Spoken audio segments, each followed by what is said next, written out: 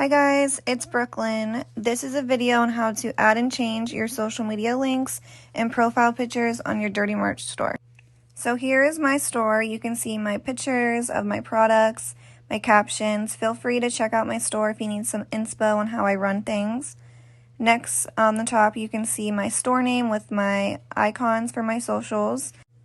It is super important to have all of your social media updated, so when fans come, they might not want to purchase something from your store right away, but they can follow you on Instagram or Twitter.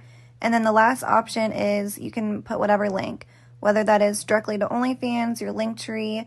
Here is mine. You can see I have my Dirty Merch right there. And this is the link that I add to the bios of all of my socials. In order to change your profile picture and header, you have to go to My Profile, and you will see it gives you the options, and it also tells you the image guidelines, the sizes, all of that.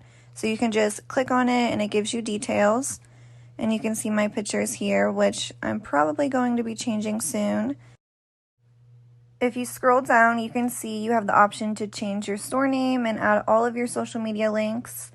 And it has your phone number there, but that is just for Dirty Merch. No viewers will see that.